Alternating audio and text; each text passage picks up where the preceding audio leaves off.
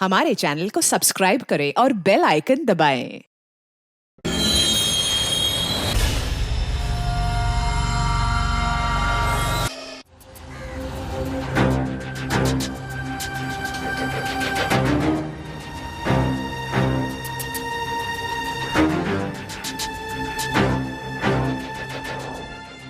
अब इन चौरीपुर वालों को क्या पूछना है? ये वही जाने। अब बुलाया तो जाना पड़ेगा। प्रतीक ने तुम्हें कुछ बताया था? कहाँ जा रहा है, किसके साथ जा रहा है? नहीं, उसने मुझे कुछ नहीं बताया था और मुझे जितना मालूम था वो मैंने बता दिया था। अब ये चौरीपुर थाने वाले कह रहे कि फिर से पूछेंगे। नीता के माँ बाप तो बहुत पहले ही गुजर चुके हैं, 2003 में। हाँ, उनको याद करके वो कभी कभी रो लेती थी, लेकिन उसके अलावा उसको कोई बड़ी परेशानी नहीं थी। राकेश, तुमने अपनी स्टेटमेंट में कहा है कि नीता अक्सर भौरा तालाब के पास अकेले घूमने के लिए जाती थी, जहां वो एक दिन अचानक डूब के मर गई। जी हाँ साहब। क्यों जाती थी नीता वहाँ? मुझे भी नहीं मालूम। मैं जिला परिषद में नौकरी करता हूँ। जब भी मैं दफ्तर में होता हूँ, वो मेरे पीछे टहलने को चली जाती थी। उसको टहलने का शौक था।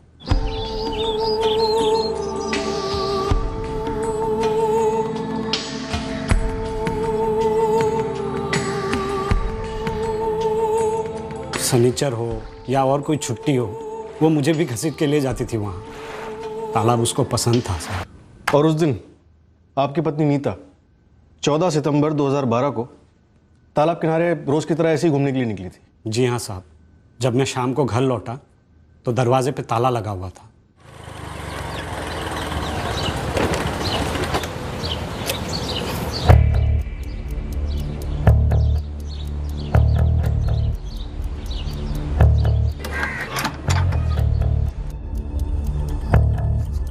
मैंने काफ़ी इंतज़ार किया नीता के लौटने का। जब फ़ोन भी नहीं लगा तो मैं उसे गांव के गलियों में ढूंढने लग गया। फिर मुझे बहुत चिंता होने लगी। मुझसे रहा नहीं गया, मैं सीधा थाने आ गया। एक्चुअली राकेश ने हमें खुद बताया था कि उसकी पत्नी को अकेले टहलने का शौक था और वो अक्सर भौरा तालाब के किनारे बैठा करती थी। आप उसी रात गए थे तालाब पर देखने? जी नहीं, अगले दिन सुबह एक गाँव वाले ने उसकी लाश पानी में तैरते हुए देखी। मौत फेफड़ों में पानी भरने से हुई है, जो नॉर्मली डूबने पर होता है। इनके पति कह रहे हैं कि तैरना नहीं जानती थी नीता दास। हो सकता है कि पैर फिसल के गिर गए हो तालाब में। सितंबर होने के कारण काफी बारिश हुई थी, तालाब भरा हुआ था। पर रमेश जी, था तो तालाब ही ना, कोई नदी या समंदर तो था नहीं कि पानी का बहाव खींचकर किसी को अंदर ले जाए। और नीता दास तैरना नहीं जानती थी। अब जो इंसान तैरना ना जानता हो, वो पानी के अंदर इतनी गहराई तक क्यों जाएगा कि डूब जाए? आपको ये थ्योरी अटपटी नहीं लगी थी। और यही सवाल हमने भी राकेश दास के सामने उठाए थे, लेकिन काफी खंगालने के बाद भी हमें ऐसा कोई भी एंगल नहीं मिला शक करने का जिससे कि कोई गड़बड़ की तरफ इशारा हो। सबसे पूछताछ की थी, उसके चाचा चाची से, उसके कजिन मोहन से, उसकी सिस्टर पूजा से, उसके दोनों भाई अरविंद और प्रतीक से भी, जो उस वक्त जिंदा थे। हर एंगल टटोला था। राकेश दास की तरफ से कोई दहेज की मांग थी? नहीं, ऐसा तो कुछ नहीं था। नीता की तो शादी नहीं हो रही थी। उसके बाद राकेश मिला और वो अकेला लड़का था, ना कोई माँ बाप ना भाई बहन। और वो तो इतना सीधा था कि शादी भी वो किसी मंदिर या किसी कचहरी में करने की सोच रहा था। पर हमने उसकी एक नहीं सुनी और बहुत धूमधाम से उन दोनों की शादी की। पुष्पा जी, क्या नीता आत्महत्या कर सकती है? मेरा मतलब, उसे कोई परेशानी, पुराना प्रेमी वगैरह? नहीं, ऐसा नहीं था। उसका कोई पुराना प्रेमी वेमी नहीं था। नीता तो एक बहुत खुशमिजाज किस्म की लड़की थी। कभी किसी परेशानी का जिक्र नहीं किया। जब माँ बाप चल बसे तभी भी नहीं। चित्रापुर में जितने लोग राकेश और नीता को जानते थे, सबसे पूछा हमने, पर ना ही कोई राकेश की तरफ से दबाव सामने आया जो सुसाइड इंडिकेट करे, और ना ही कोई मर्डर का मोटिव मिला। मैंने दोबारा शादी इसलिए नहीं की क्योंकि नीता मेरे अंदर जिंदा है साहब। मेरी सांसों में, मेरी यादों में। मैं उसके अलावा किसी और के बारे में सोच भी नहीं सकता था। ऐसा प्यार था हम दोनों में, आज भी ऐसा। मोहन के क्रियाक्रम पर ना जाने की कोई खास वजह? नीता के जाने के बाद मैं ज़्यादा यहाँ वहाँ जाता नहीं हूँ, बस अपने आप में ही रहता हूँ। मुझसे पहले नीता को बहुत रिश्ते आए थे, लेकिन किसी से भी रिश्ता जमा नहीं। मेरा भी रिश्ता बहुत बाद में आया, जैसे किस्मत में हम दोनों का मिलना लिखा हुआ था, और अलग होना भी, वो भी इस तरह। नीता तैरना नहीं जानती थी? जी नहीं साहब, कभी तुम्हें शक नहीं हुआ कि शायद वो फिसली ना हो, उसे किसी ने धक्का दिया हो?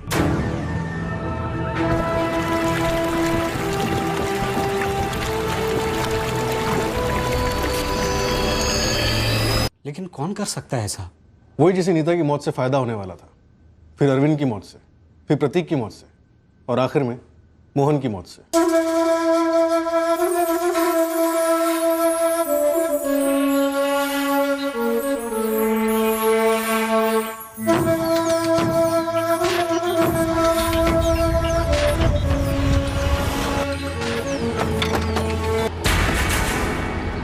क्या बात है कपिल जी, थाने आने में बड़ी आनाकानी कर रहे हैं? क्यों है मैडम जी, जब इस सब से हमारा कोई लेना देना ही नहीं है। नीता से लेकर मोहन, ये सभी जिस परिवार से जुड़े हुए थे उसी परिवार से आप भी हैं। इन चारों की मौत से इनके हिस्से की जायदाद किसको जाती? आपको? नहीं नहीं नहीं, आप ये गलत सोच रही हैं। चाचा जी ने सब में जायदाद बराबर से बांट दी थी, हमें इसमें से कुछ नहीं मिलता।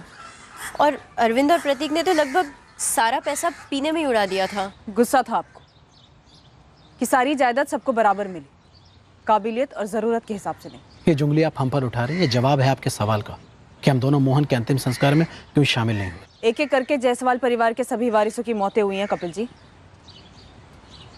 पर आपको कुछ नहीं हुआ पूजा जी? वही तो, इसी बात का तो डर लगा हुआ है हमें कि पता नहीं अगला नंबर कहीं मेरा या इनका ना हो। आप नहीं समझ सकती कि हम पर क्या बीत रही है। ऊपर से वो अरविंद और नीता एक ही तालाब में। धीरज जी, इत्तेफाक तो नहीं हो सकता, ये हमें भी लगा था, क्योंकि जब अरविंद की बॉडी मिली तो मर्डर का एंगल ही सामने आया था।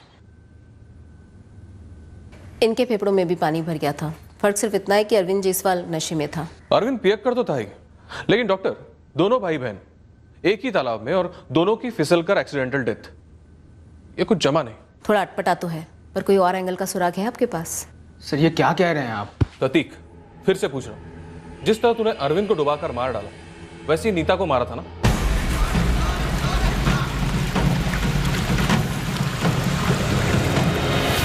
नीता तो तैरना नहीं जानती थी, लेकिन अरविंद जानता था, इसलिए तूने अरविंद को इतना पिलाया कि वो तैरने के लायक ही नहीं रहा, है ना? सर क्या बकवास है ये सर। नीता दी से मैं सालों से मिला नहीं था, और अरविंद भैया तो कल दोपहर को ही घर से निकल गए थे। मैं तो अकेला घर पर बैठकर पी रहा था सर।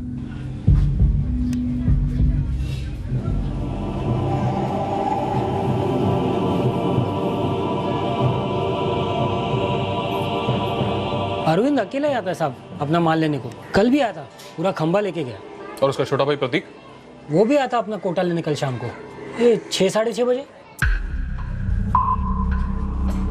अब अपना तो धंधा है ना साहब, वो दारू बेचते थे दोनों को, लेकिन उनका वो चाचा है ना, सन्यासी चाचा नारायण जायसवाल, उन्होंने उन दोनों को बहुत समझाया, लेकिन कुत्ते की दुम कभी सीधी हुई है साहब। जायदाद को लेकर दोनों भाइयों में आपस में बैर था क्या? काहे की जायदाद साहब, पी पाके दोनों ने सब कुछ खत्म कर दिया है।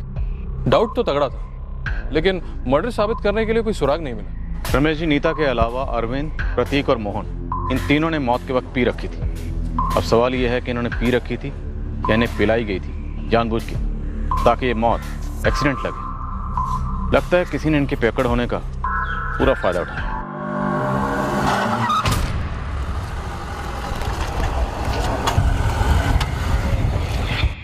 ऐसा लग रहा है जैसे कोई शराब पीछा कर रहा है जायसवाल परिवार का। आप ही सोचिए ना, प्रतीक चौरीपुर से पाठक नगर चला गया, लेकिन फिर भी मौत ने उसका पीछा नहीं छोड़ा। और जब प्रतीक की मौत की खबर आई तो हमारे हाथ पैर ठंडे पड़ गए। और फिर मोहन। प्रतीक पाठक नगर शिफ्ट हो गया उस मुकेश और कामिनी के साथ। क्यों? ये तो हमें नहीं मालूम मैडम जी। वैसे भी वो अरविंद की संगति में प्रतीक सारा दिन शराब के नशे में ही डूबा रहता था। प्रतीक किसके साथ पीता था? अकेले ही पीता था सर। क्यों जी? हाँ साहब, और वैसे उसने हमको कभी बताया भी नहीं कि किसके साथ पीता था। या वो यहाँ चौरीपुर से अपना मकान बेच के आप लोगों के साथ क्यों आके रहने लगा? दरअसल वो हमारे साथ रहने नहीं आया था, हम ही उसके साथ रहने लगे थे।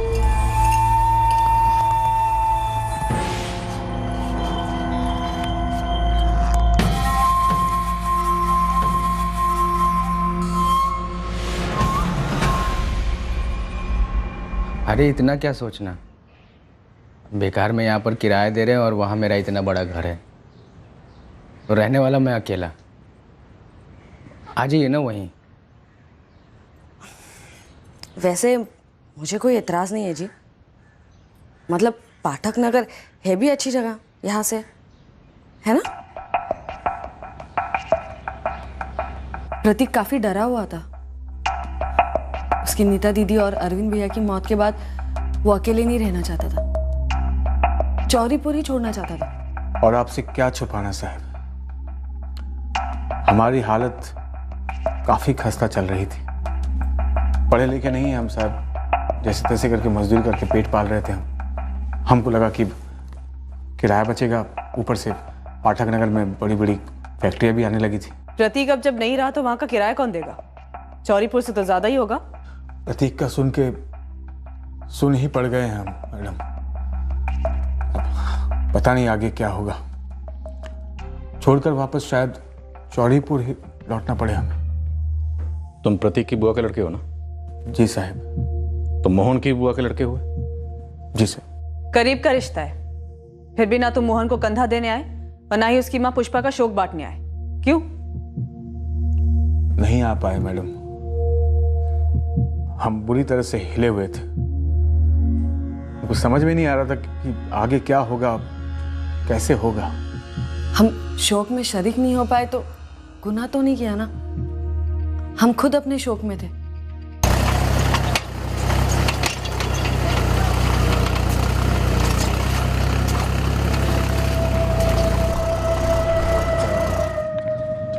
सलाम साहब। प्रतीक ने अपनी बाकी सारी जमीन शराब में गंवा दी, बस एक टुकड़ा बचा है। 20,000 आ जाते थे इससे महीने के। जो अब या कपिल और पूजा को जाएंगे या फिर राकेश दास को, नीता के पति को? जी साहब, अरविंद और प्रतीक को मारकर ये खेत पूजा और कपिल के हो सकते हैं, लेकिन नीता को मारकर इन्हें क्या मिला? सब कुछ तो राकेश दास को गया, और मोहन के बाद उसका हिस्सा उसके माँ पुष्पा को जाएगा। 23 जुलाई को जिस फर्जी नंबर से मोहन को विवेक मिश्रा के नाम से फोन आया था, उस वेंडर को ट्रेस किया, खूब कूटा पर कुछ निकला नहीं। प्रॉपर्टी का भी कोई एंगल बन नहीं रहा सर। अरविंद और प्रतीक पहले सब कुछ पी चुके थे, और नीता का जो कुछ भी था वो राकेश को गया। अब शायद राकेश को हटाने का प्लान बन रहा। सर, राकेश के बाद सारी प्रॉपर्टी पूजा और कपिल को जाएगी, और अब पूजा और कपिल को भी रास्ते से हटाने का प्लान बन सकता है सर। मोहन की प्रॉपर्टी पुष्पा जी को जाएगी, शायद अगला टारगेट वही हो। 4 मौतें हो चुकी हैं और पूरी पॉसिबिलिटी है कि चारों मर्डर्स हैं। पहले 2 वाकयात के बाद ही गहराई में जाने की जरूरत थी। खैर, हम एक और मौत अफोर्ड नहीं कर सकते। दिनेश, तुम्हें ये प्रॉपर्टी वाला एंगल सही नहीं लगता? सर, जो ग्राउंड रियलिटी है उससे तो नहीं लगता। तो जो भी ग्राउंड रियलिटी है उसे टटोलो, क्योंकि मेरा इंट्यूशन कहता है कि किसी ने जिंदगी और मौत के बीच का खेल शुरू किया है, और यह खेल बीच में ही रुका है। पर यह खेल कातिल नहीं जीत सकता, क्योंकि इस खेल को हमें जीतना है।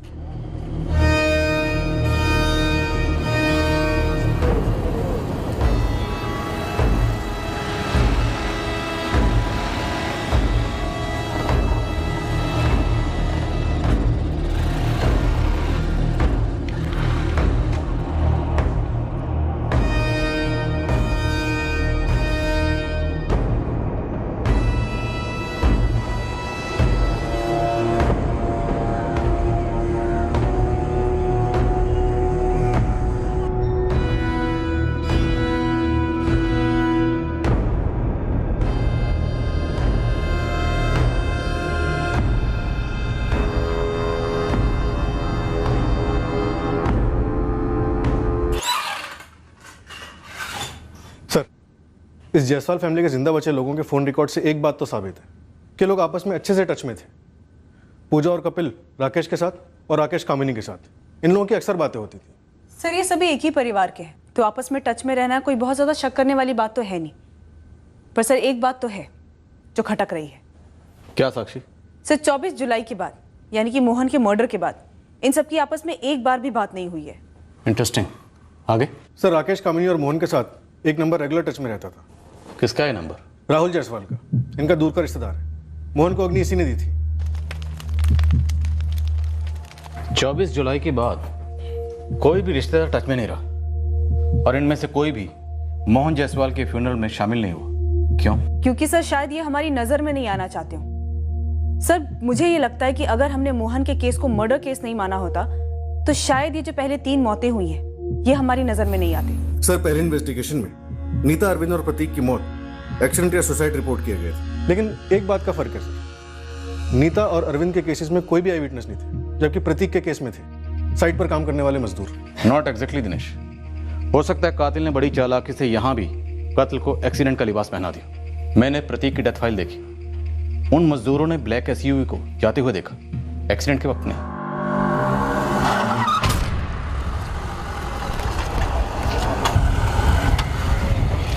तो हो सकता है लोकल पुलिस ने 2+2 की थ्योरी के हिसाब से प्रिज्यूम कर लिया, जैसे नीता दास और अरविंद जायसवाल के केसेस में बिना आई विटनेस के होते हुए भी उन केसेस को सुसाइड मान लिया। सर एक बात तो है जो मुझे बहुत पहले से पिंच कर रही थी, ये प्रतीक रहता था पाठक नगर में, पर एकाएक 21 जून को ये पंचनगर के हाईवे पे कैसे पहुंच गया, और वो भी इतने नशे में उसका सो कॉल्ड एक्सीडेंट हुआ। मुझे स्ट्रांगली लग रहा है कि चारों कत्ल हैं और आपस में कनेक्टेड है। जरूर 4 साल पहले ऐसा कुछ हुआ जिसके चलते सबसे पहले नीता को रास्ते से हटाया गया। ये जिंदगी और मौत का खेल 4 साल पहले शुरू हुआ होगा। पहली कठपुतली तभी नचाई गई होगी। पुष्पा, ग्रस्त आश्रम से संन्यास की ओर जाने वाला रास्ता एक तरफा है। जब यहां आकर रहोगी तो संसार के चक्रव्यूह का भंवर फिर से बनेगा। मोहन के जाने के बाद ये अकेलापन मुझे खाए जा रहा है। मैं जीऊं तो किसके लिए जीऊं? ये सारे सवालों का जवाब हर इंसान को अकेले ही सुलझाना होता है। मैं तुम्हारी कोई मदद नहीं कर सकता। मेरी जिंदगी का वो अध्याय अब खत्म हो चुका है। किस मिट्टी के बने हैं आप? ऐसे कैसे खून का रिश्ता खत्म कर सकते हैं? आपको कोई फर्क नहीं पड़ता? आपके खानदान में पूजा के अलावा अगली पीढ़ी का कोई नहीं बचा है। कोई आता नहीं है, कोई जाता नहीं है। सभी कर्मों के चक्रव्यूह में एक पायदान से दूसरे पायदान आगे या पीछे बढ़ते हैं। सभी की अपनी यात्रा है। अब उसमें दुखी होकर तुम अपना अकेलापन और बढ़ाओगी। तो क्या मैं भी जान दे दूं? डूब कर मर जाऊं या लटक जाऊं? आवेश में आकर कड़वी बातें कर रही हो। ध्यान लगाया करो। अपने अंदर भीतर चली जाओ। तुम्हें जिंदगी का मकसद समझ में आ जाएगा। ये सारे मोह माया के धागे काट कर तुम भी मुक्ति के मार्ग पर आगे बढ़ सकती हो। जीवन भर की कठपुतली बने रहना इंसानी शक्ति का अपमान है पुष्पा।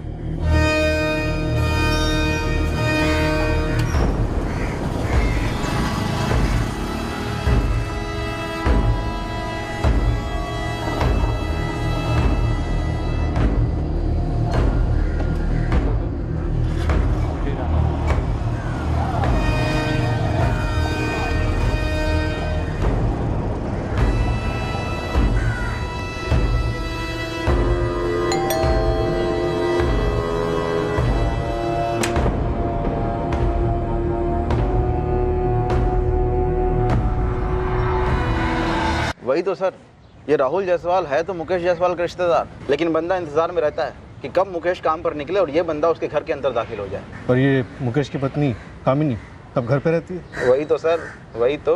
बच्चा भी तो है। बच्चे को स्कूल छोड़ने जाती है और जाने से पहले इशारा करती है इस राहुल को। इशारा करते ही राहुल घर के अंदर। कई बार तो घंटों बाहर फील्डिंग करता रहता है।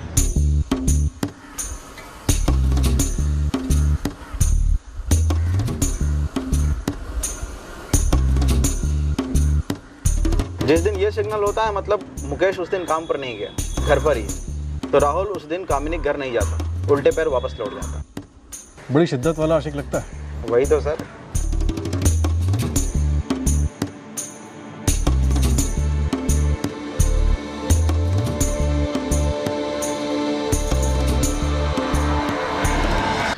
आशिकी है तो जरूरी नहीं कि हमारे 4 मर्डर केस से उसका कोई लेना देना हो। या फिर तेरे पास हुक्म का कोई इक्का है? फिलहाल तो नहीं है सर, लेकिन एक तुक्का मारो। काम है तेरा, जल्दी बोल। सर ये प्रतीक जायसवाल पाठक नगर में एक बड़ा घर लेता है और चुन चुन कर मुकेश जायसवाल और कामिनी जायसवाल के साथ ही रहता है। ऐसा इनके बीच में क्या रिश्ता था? सर ये राहुल जायसवाल ही तो है जिसने हमें विकास प्रसाद की लीड दी थी। मोहन के जिगरी दोस्त की। और इसे हमने स्कैनर पर लिया ही नहीं था। देर आए दुरुस्त आए। घसीटा जरा इसे, देखते हैं कहीं हमारे 4 मर्डर केसेस का सिंगल विंडो क्लियरेंस तो नहीं।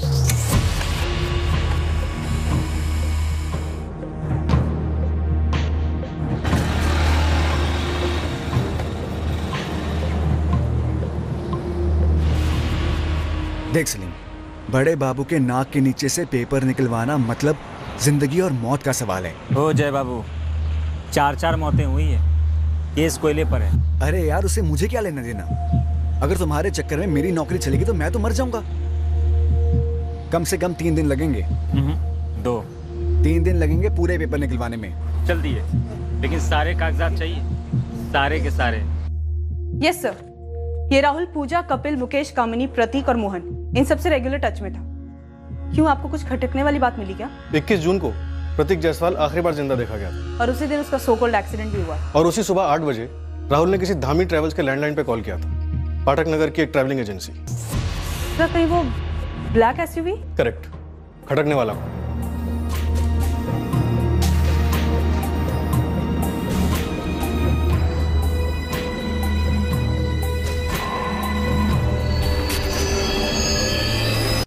तो तू दोस्त है राहुल जायसवाल का, सुरेश धामी?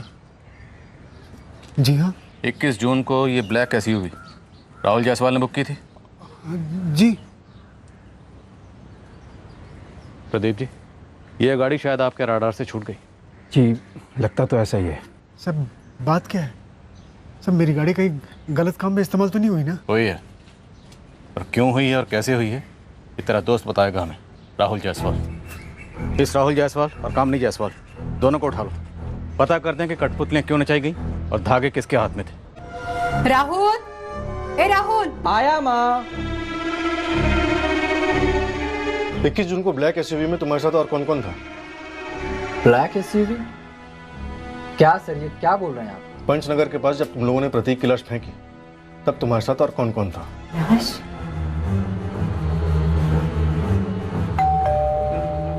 जी, आदर्श स्कूल में है ना? हाँ। लेकिन क्या हुआ? वो ठीक तो है ना? बिल्कुल ठीक है आदर्श। मुकेश से कहना वो उसे स्कूल से लेके आए, क्योंकि हम तुझे लेने आए हैं। मुझे? लेकिन क्यों? ये तुझे भी पता है क्यों, और मुकेश को भी पता है क्यों। मुकेश से कहना कि हमारे आदमियों ने उसकी साइड पे नजर रखी हुई है, तो आदर्श के साथ भागने की कोशिश तो कतई ना करे, वरना जेल में उसकी टांगें तोड़ दी जाएंगी। तुम्हारी गर्लफ्रेंड कामिनी सब कुछ कबूल कर चुकी है। उसने कबूल किया है कि प्रतीक के मर्डर में वो शामिल थी। मर्डर, एक्सीडेंट नहीं। अगर तू चाहता है कि तेरे हाथ पैर सलामत रहें, सब कुछ सच सच पक दे। झूठ बोल रहा है राहुल। तो तू सच बोल, रोका किसने है? बोल, तूने मारा प्रतीक को या राहुल ने?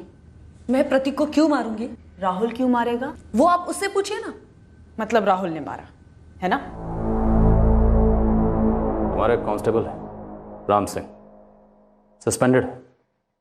जानते हो वो सस्पेंड क्यों हुआ? उसने एक मुजरिम के ये जो दोनों कान होते हैं सर वो उखाड़ दिए थे। सर मुकदमा अभी भी चल रहा है। सर उसे कभी कभी यहाँ बुला लेते हैं तो जैसों की मालिश करने के लिए। राहुल, सर तेरा पर्दा गिर गया है। बोल। सर मैं अकेले नहीं था सर, मैं अकेले नहीं था सर। वो हम जानते हैं, कामिनी थी तेरे साथ। सर और भी थे। कौन कौन? मैं, कामनी, राकेश और कपिल भी साथ थे। क्या बात, पूरी फैमिली ब्लैक एसयूवी पर पिकनिक मनाने निकली थी। चल अब जल्दी से वजह बता।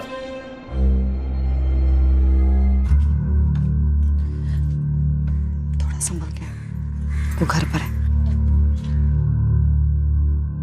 अरे प्रतीक, आजा आजा। कैसे हो भाई? मस्त हो मुकेश भाई एकदम। आप कैसे हैं? भाई जिंदा है तेरी भाभी की राज में। प्रतीक चाय लोगे? हवा भी पिला दो। हाँ।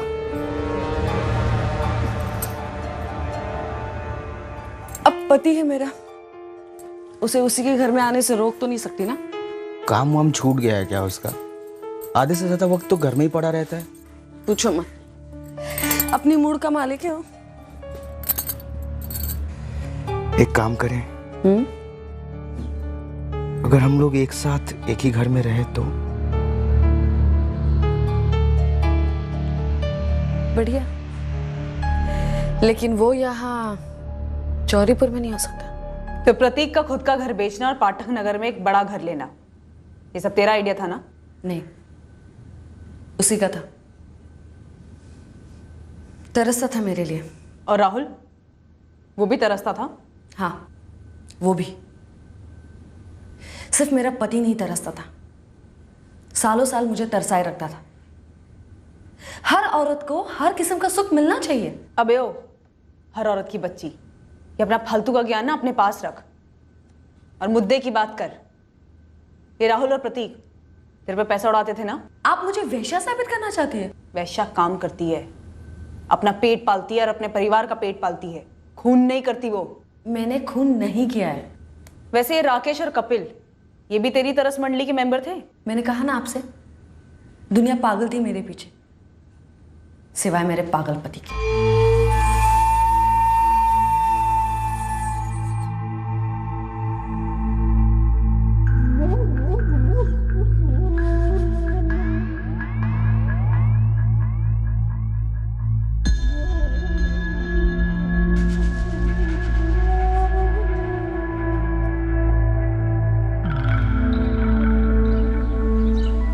क्या हुआ? मुकेश घर पर होगा या फिर कामनी इस बेड़े प्रतीक के साथ होगा। ये प्रतीक ना कुछ ज़्यादा ही मुंह मार रहा है। हाँ यार, जब जाओ साला वहीं बैठा रहता है। ऐसा एक बार भी नहीं हुआ जब हम लोग वहाँ गए हों तो भाई साहब उठ कर दूसरे कमरे में चले जाएं या घर से बाहर चले जाएं। यार अपना अच्छा चल रहा था यार, मिल बांट के। ये बेवड़ा प्रतीक कहाँ से आ गया है? बावला हो गया कामिनी के पीछे। शादी वादी करना चाहता है क्या? अब मुझे क्या मालूम यार, मैं तो उससे कुछ बोल भी नहीं सकता। मेरा दूर का रिश्तेदार जो है, और तुम्हारा तो साला है ना। प्रतीक, जैसे तू रिश्तेदार है ना, वैसे वो भी रिश्तेदार है। लल्लू मत समझ मुझे कामिनी, जब देखो तब ये दोनों धमक जाते हैं यहाँ। चौरीपुर में भी आते होंगे, है ना? मेरे पीठ पीछे तेरा इन दोनों के साथ भी चल रहा है, क्यों? बड़ा गुस्सा आ रहा? इतना हक तो मेरा पति भी नहीं जता था। हक है, इसीलिए हक जता रहा हूँ, समझी? और आज के बाद ये राहुल और राकेश जीजाजी यहाँ दिखने नहीं चाहिए, कभी नहीं मिलेगी तुमसे। हक वही जता सकता है जिसके जेब में पैसा हो, और जिसके जेब से पैसा आसानी से निकले। लेकिन प्रतीक तो दिन भर दिन कंगाल हो जा रहा था। तो तूने राहुल और राकेश के साथ मिलकर प्रतीक का मर्डर प्लान किया, और इन सब में कपिल कहां से आया? वो भी शामिल था इसमें? नहीं, मैं कपिल के साथ नहीं सोती थी, उसे राकेश साथ लाया था।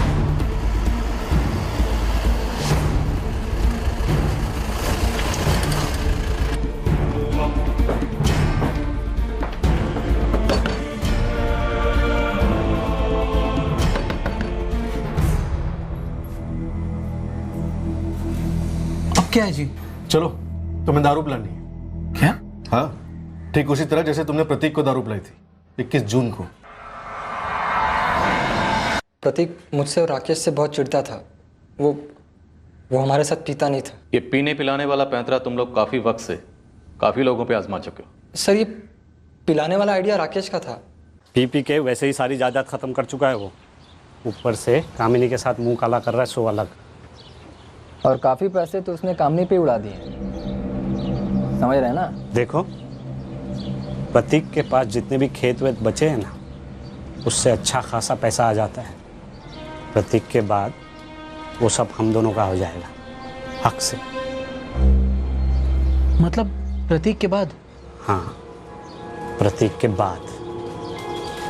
क्या बोलते हो साड़ू भाई?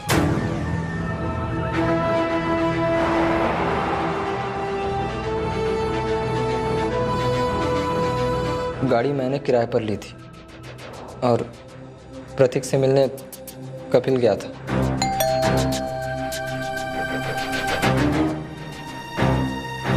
सच सच बता कामिनी, ये कपिल भी तेरी आशिकों की लिस्ट में था ना? मैं आपको बोल चुकी हूँ कि वो नहीं था। वो अपनी बीवी से बहुत प्यार करता था। उसे सिर्फ प्रतीक को दारू पिलाने के लिए शामिल किया गया था।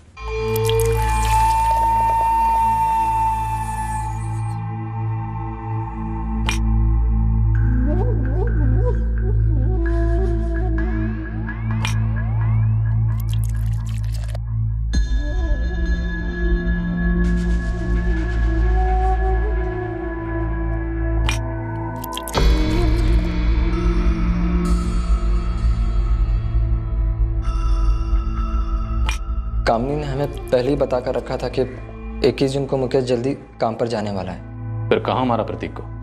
श्यामबाग के पीछे। और प्रतीक को वहाँ लाए कैसे? प्रतीक की कपिल से अच्छी जमती थी, तो कपिल प्रतीक को पिला उला कर वहाँ घुमाने के बहाने लेकर के आया था, और कामिनी भी साथ में थी। कपिल जीजू, आप तो कह रहे थे किसी अच्छे से बार में बैठेंगे। देखना प्रतीक, बाहर कितनी मस्त हवा चल रही है, मौसम कितना बढ़िया, नशा और भी चढ़ेगा। चल ना उधर। हाँ ये बात तो है।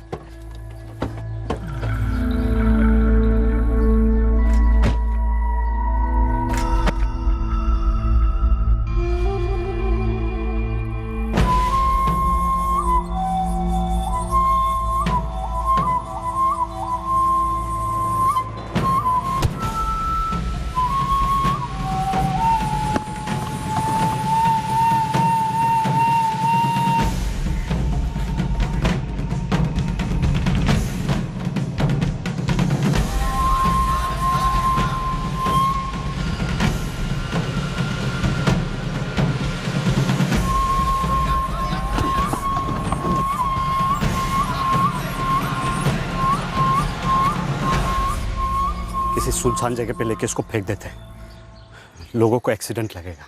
क्यों?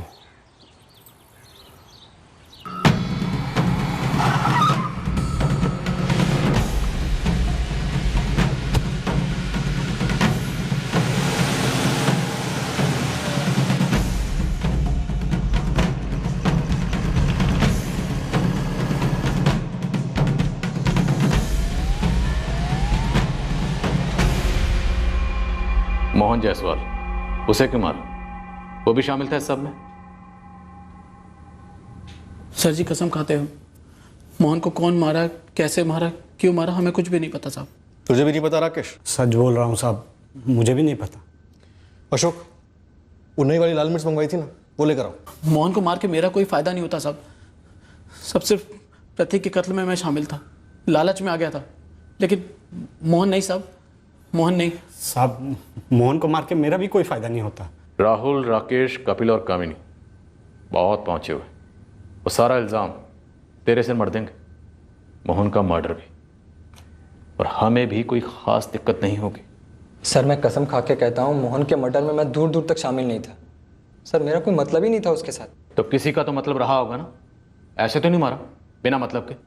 सर वो कामिनी का मतलब था। वो भी सोता था उसके साथ? नहीं, मोहन के साथ तो कभी नहीं। पर मरवाया तो तू नहीं? हाँ। कारण? क्योंकि वो मुझे डराता था, भांडा फोड़ने की धमकी देता था। उफ, एक झंझट खत्म होती नहीं कि दूसरी शुरू हो जाती है। किसकी बात कर रही हो? वही मोहन जायसवाल। साली, हम दोनों कम पड़ते हैं क्या, जो किसी और के साथ? चुप, एकदम चुप। एक तो मेरे आशिकों की गिनती सिर्फ और सिर्फ मैं रखती हूँ, कोई और नहीं रख सकता। और दूसरी बात, मुझे वो मोहन पहले से ही पसंद नहीं था। अभी 3 दिन पहले मार्केट में मिला और पीछा करने लगा। कामिनी भाभी। अरे मोहन, कैसे हो? ठीक हूँ, अच्छा हूँ भाभी। आइए आपको घर छोड़ देता हूँ, इसी बहाने आपका घर भी देख लूंगा। मजा आ गया। सुनो, जब जब मुकेश घर पे ना हो मुझे फोन करके बुला लिया करो। पुष्पा मामी को फोन करो क्या? कोशिश करो, फिर उसके बाद मेरा फोन जाएगा पाठक नगर पुलिस थाने। क्या क्या किया मैंने? क्या किया है तुमने?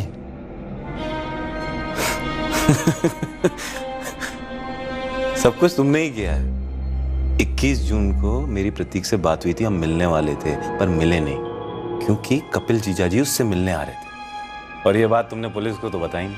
कोई नहीं, पुलिस तुमसे पूछेगी, कपिल से भी पूछेगी कि ये पहले क्यों नहीं बोला, और क्या छुपा रहे हो। आंखें और कान तो सबके पास होती है कामिनी भाभी, पर हर कोई मुकेश भैया जैसा नहीं होता। साले के कान, नाक और आंखें सब बंद कर देना चाहती हूँ, और वो सिर्फ मेरे लिए ही नहीं, तुम दोनों के लिए भी खतरा है। मुझे बिना मर्जी किसी का छूना तो दूर, देखना भी गवारा नहीं है। और वो कमीना मुझे धमकियां देकर मुफ्त में मजे लेना चाहता था। ये राकेश और राहुल ने उसे मारा? मैं नहीं जानती कि किसने क्या किया, बस खबर मिली कि वो मर गया। और सच कहती हूँ, सुकून मिला। हाँ भाई, बैठते हैं, बिल्कुल बैठते हैं। बोलो, कहाँ मिलना है? तेरे खेत से बेहतर जगह नहीं है भाई, उसी पेड़ के नीचे मिलते हैं। विलायती जापानी स्कॉच लाया हूँ, सालों से मेरी और मोहन की अच्छी जमती थी। हम अक्सर उसके खेत में बैठकर पिया करते थे। तो सिर्फ तुम दोनों ही पी रहे थे या उस शाम को सब आशिकों की मंडली जमा हुई थी वहां पे? सिर्फ हम दोनों ही थे, राकेश बाद में आया था।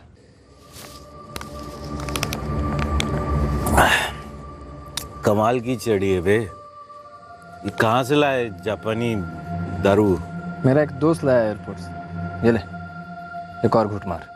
बस बस बस बस बस बस बस। Cheers।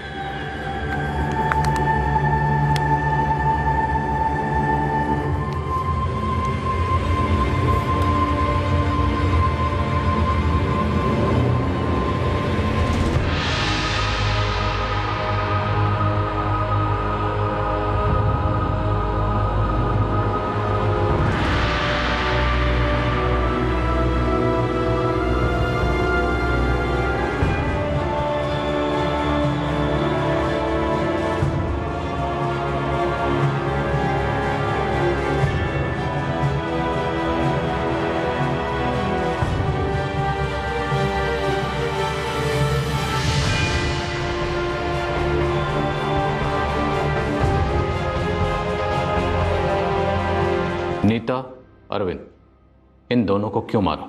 सर, नीता दीदी और अरविंद का मुझे सच में नहीं पता है सर। सर, अगर आपको यकीन नहीं हो रहा है तो आप राम सिंह को बुला लो सर। मेरे कान उखाड़ दो या जो करना है करो सर। जब कुछ पता ही नहीं है सर तो क्या बोलूं? मुझे याद नहीं है मैडम कि मेरी राकेश के साथ दोस्ती कब हुई थी। राकेश की नीता के साथ शादी होने से पहले से ही तेरी उसके साथ दोस्ती थी? बेडरूम वाली दोस्ती? हाँ शायद, लेकिन आप उसी से क्यों नहीं पूछती? मैं ऐसे हिसाब नहीं रखती। और मैडम, मेरा किसी के साथ कोई बैर नहीं था, सब कुछ अच्छा चल रहा था। मैं अपनी खुशी चाहती थी और सामने वाले को खुश कर देती थी। इन सब ने अपने आप में जाल बनाया और सबके सब फंस गए और मुझे भी फंसा दिया। 900 चूहे खाकर बिल्ली हज को चली। क्यों? सजीव, नीता और अरविंद के बारे में मुझे कुछ भी नहीं पता। सर जी, प्रतीक और मोहन के कत्ल में मैं शामिल था, ये मैं कबूल करता हूँ। लेकिन नीता और अरविंद के कत्ल को मेरे सर पे क्यों डाल रहे हो साहब, जबरदस्ती? राकेश दास, जबरदस्ती तो हमने भी शुरू भी नहीं की है, हालांकि बहुत पहले करनी चाहिए थी। लेकिन एक बात तो तालाब के पानी से भी ज़्यादा साफ है कि पहले तुम्हारी पत्नी नीता और उसके 2 साल के बाद उसका भाई अरविंद दोनों तालाब के पानी में डूबे नहीं थे, बल्कि डुबोए गए थे। अब शक की कोई गुंजाइश नहीं कि नीता और अरविंद का कत्ल हुआ। सर, वैसे तो हम सबको तोड़ रहे हैं, लेकिन मुझे पूरा शक है कि इन सारे मर्डर्स के पीछे नीता के पति राकेश दास का ही हाथ है। सर, वैसे प्रतीक और मोहन को पिला करके इस मर्डर को सुसाइड और एक्सीडेंट का रूप देने का आइडिया इसी राकेश का ही था। तब तो 100% नीता और अरविंद के साथ यही हुआ। चौरीपुर से पाठक नगर तक मेरे नाक के नीचे ये सब चल रहा था, मुझे पता कैसे नहीं चला? ऐसा कैसे हुआ इसकी खोज तो तुम्हें अपने अंदर झांक कर करनी होगी मुकेश, पर हुआ तो है। इंसान जब सच का सामना नहीं करना चाहता, आभास होते हुए भी आंख मिलाना नहीं चाहता, तो अक्सर वो सच के साई से भी दूर रहता है। मुकेश, तुम पिछले सालों के एक एक दिन को ध्यान से याद करो। कितनी बार सच ने तुम्हें दस्तक दी होगी और कितनी बार तुमने सुन के भी अनसुना कर दिया होगा।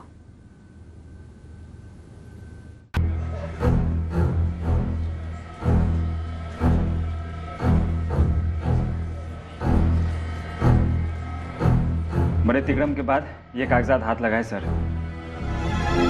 इस कमीने राकेश दास ने नीता से शादी करने के 1 हफ्ते बाद ही उसका 25 लाख का बीमा करवाया था 2010 में। और उसके बाद उसने पूरे 2 साल इंतजार किए और फिर अपनी बीवी को मार डाला। हाँ मैम, क्लोजर रिपोर्ट के लिए पीछे पड़ा था चित्रापुर थाने में। इंश्योरेंस उड़ा ली गया शाने में। सर, इस राकेश पर हमारा डाउट तभी जाना चाहिए था। कोई बात नहीं, 4 साल की कसर एक ही बार में पूरी करें। सॉलिड धुलाई करो इसकी। इससे नीता का सच उगल हुआ अरविंद का तो अपने आप बोल देता। बोनस।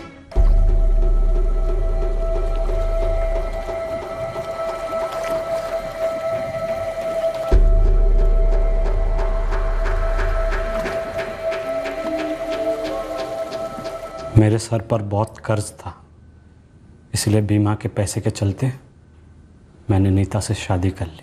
तो तुमने नीता को मारने का प्लान उससे शादी करने से पहले ही बना लिया था? जी हाँ। और कामनी के साथ तेरा रिश्ता शादी से पहले से था? हाँ। तो कामिनी भी इस बीमा के पैसों के लिए किए गए मर्डर में शामिल थी? नहीं, इन सब में वो लोग कोई भी शामिल नहीं थे। वो तो उस दिन वो तालाब पर थी और मुझे मौका मिल गया।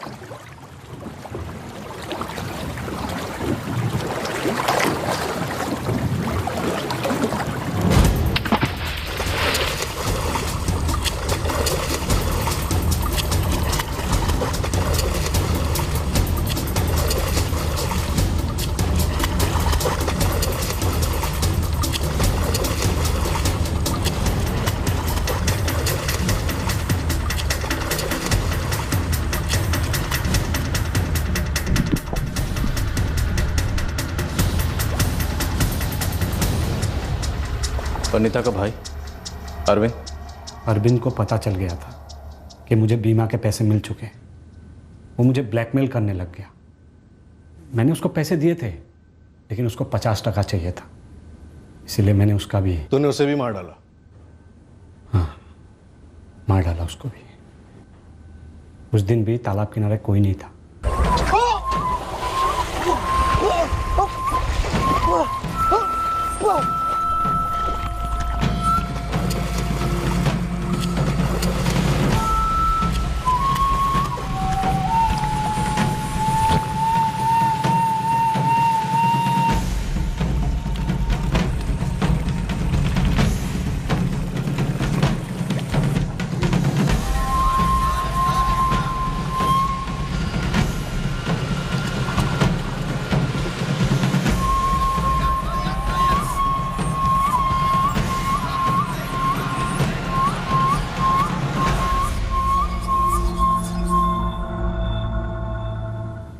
इन चारों केसेस में अलग अलग लोगों के अलग अलग किरदार रहे। सबकी अलग अलग चार्जशीट फाइल करो। सर। इंश्योरेंस कंपनी को भी इन्फॉर्म करो, और इस कपल की बीवी पूजा, इसे जरा डीपली टटोलो। Right sir. इस केस में कुछ लोग नाना कहते हुए भी इन्वॉल्व रहे, ब्लैकमेल करते रहे। और इस फैमिली के बुजुर्ग नारायण जायसवाल, सन्यासी नारायण जायसवाल, जरा पता करो कहीं ऐसा तो नहीं काफ़ी कुछ जानते हुए चुपचाप बैठे रहे हो और मौन व्रत धारण कर लिया। सर वो तो अपनी दुनिया में रहते हैं। लेकिन अगर जुर्म के बारे में जानने के बावजूद चुपचाप बैठे रहे हो तो हमारी दुनिया में उसे भी जुर्म ही माना जाता है। हमारे परिवार के सारे बच्चे इतना भयंकर खेल खेल रहे थे, सबकी जिंदगी दांव पर लग गई। क्या आप जानते थे? नहीं पुष्पा, मुझे नहीं मालूम था कि ये इतने भयंकर चक्रव्यूह में फंस रही है। एक बात बताऊं, ये बात उन लोगों को भी पता नहीं थी कि वे क्या कर रहे हैं, क्या होने वाला इस खेल का अंजाम। बिल्कुल नहीं जानते।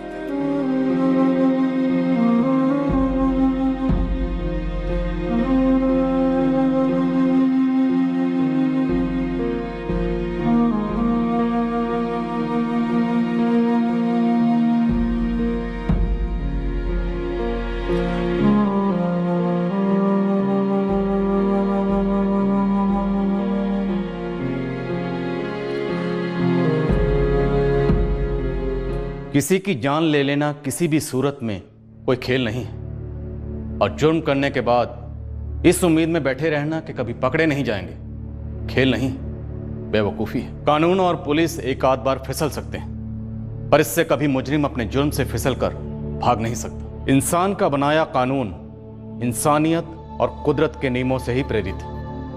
हर कर्म का एक निर्धारित फल होता है और हर जुर्म का एक ही फल है, किए की सजा। जय। क्राइम पेट्रोल 2.0 7 मार्च से सोमवार से शुक्रवार रात 10 बजे सोनी पर। For more updates, subscribe to our channel, click the show links and enjoy watching the videos.